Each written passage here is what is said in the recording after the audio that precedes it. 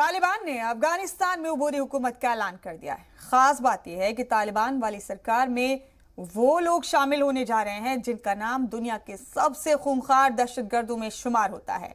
और अब यही खूंखार दहशतगर्द अफगानिस्तान को कंट्रोल करेंगे। यही हैवान दहशतगर्द सरकार का चोला ओढ़कर बड़ी बड़ी बैनुल अक़वामी मंचों पर अमन की बातें करते नजर आएंगे। दुनिया के बड़े बड़े लीडरान के साथ तस्वीर खिंचवाते हुए, हाथ मिलाते हुए नजर आएंगे। और यही दहशतगर्द काबुल से बैठकर दुनिया को दहलाने के मंसूबे भी बनाएंगे। ये वाकई पूरी दुनिया के लिए बहुत फिक्र करने वाली बात है।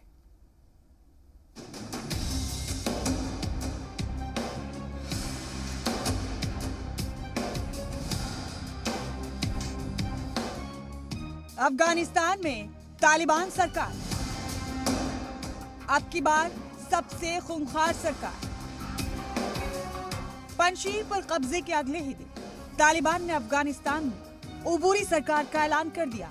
और सरकार में जिन चेहरों को अहम ओहदों से नवाजा, वो ये बताने के लिए काफी है कि कैसे तालिबान की ये सरकार अफगानिस्तान में इस बार की सबसे खौफनाक सरकार साबित होगी। मोहतरम अलहाज मुल्ला मोहम्मद हसन अखुंद, सरपरस्ती रियासत वज़रा, मोहतरम मुल्ला अब्दुल गनी बरादर, माविन रियासत वज़रा, मोहतरम मौलवी मोहम्मद याकूब मुजाहिद, सरपरस्ती वज़ारत दिफा, मोहतरम अलहाज मुल्ला सिराजुद्दीन हक्कानी, सरपरस्ती वज़ारत दाखिला। सरकार का ऐलान करते वक्त तालिबान के तर्जुमान ने जिन नामों का जिक्र किया और बताया कि इन्हें उबूरी सरकार में बड़े ओहदे दिए गए हैं, अब जरा उनके बारे में भी जान लीजिए। ये है मुल्ला मोहम्मद हसन अखुंद, जिसे तालिबान ने वजीर आजम बनाया है। अफगानिस्तान का सबसे खौफनाक दहशतगर्द, तालिबान के बानियों में से एक, खुद को इस्लाम मजहब का सबसे बड़ा जानकार मानता है और शरई कानून का शदीद हामी। लेकिन ये एक ग्लोबल टेररिस्ट है, क्योंकि इसका नाम अक़वाम मुत्तहिदा की दहशतगर्दों की फेहरिस्त में शामिल है। अफगानिस्तान में नाटो की अफवाज पर जिहादी हमलों की क़यादत कर चुका है, सुसाइड बॉम्बर्स बनाने में चैंपियन है और इस वक्त तालिबान में सबसे बड़े फैसले लेने वाली लीडरशिप काउंसिल रहबरी शूरा का सदर है।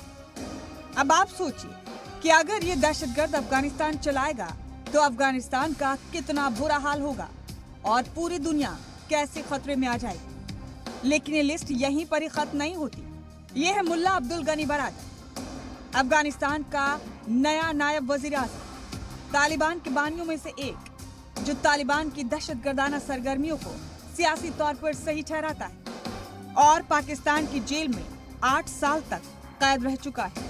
तालिबान की पहली सरकार में नायब वजीर खारजा खुदकुश हमले कराने में माहिर और अब तक कई दहशतगर्दों को सुसाइड जैकेट्स पहनाकर बड़े हमले करवा चुका है।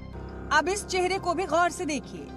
नाम सिराजुद्दीन हक्कानी, दहशतगर्दाना तंजीम हक्कानी नेटवर्क का सबसे बड़ा चेहरा, अमेरिका का मोस्ट वांटेड दहशतगर्द, 38 करोड़ का इनामी दहशतगर्द, जिसे तालिबान ने अब अफगानिस्तान का नया वजीर दाखिला बनाया है। तालिबान का दावा है कि उसने ऐसी सरकार बनाई है जो अफगानिस्तान में न सिर्फ अमन कायम करेगी बल्कि अफगानिस्तान को तरक्की की राह पर भी लेकर जाएगी।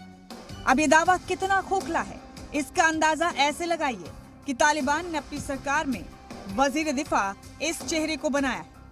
नाम मुल्ला याकूब, अफगानिस्तान का एक और बड़ा दहशतगर्द। मुल्ला याकूब दहशतगर्द मुल्ला उमर का बेटा है, जो तालिबान की पहली सरकार का सदर था और चीफ बानी भी था। तालिबान ने मुल्ला उमर के इस बेटे मुल्ला याकूब को अब अपना वजीर दिफा बनाया है। वजीर दाखिला, वजीर दिफा के अलावा तालिबान ने अपना वजीर खारजा किस दहशतगर्द को बनाया है, ये भी जान लीजिए। ये अमीर खान मुत्ताकी, पंजशीर का सबसे बड़ा गुनहगार। पंजशीर की लड़ाई की क़यादत इसी ने की थी। इसी के इशारे पर तालिबान के दहशतगर्दों ने पंजशीर में खूनी खेल खेला। तालिबान ने अब इसी दहशतगर्द को अपना वजीर खारजा बनाया।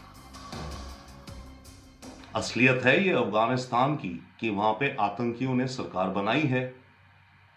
अब बात यह है कि दुनिया इस माहौल से कैसे डील करेगी। अब आप देखिए, हकानी साहब को होम मिनिस्टर बना दिया एक, राइट। इनके सिर पर $5 मिलियन का इनाम है और ये डिक्लेयर्ड टेररिस्ट है।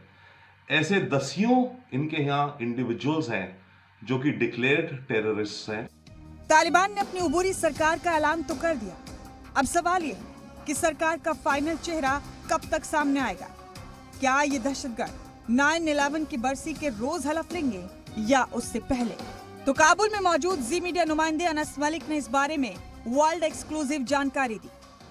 जो अभी तक तालिबान ज़राए का ये कहना है, उनका ये कहना है कि 11 सितंबर को नहीं बल्कि जुम्मे तक या जुम्मे से पहले ये अनाउंसमेंट की जा सकती है और ये फॉर्मेशन जो है फॉर्मली हो सकती है।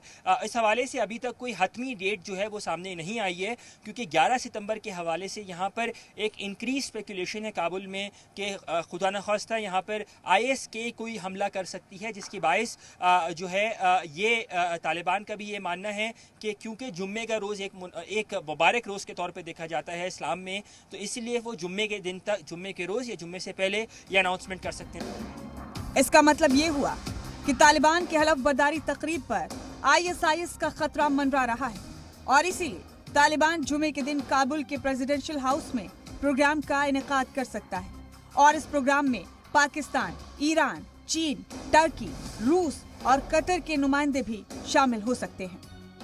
अनस मलिक, जी मीडिया, काबुल, अफगानिस्तान।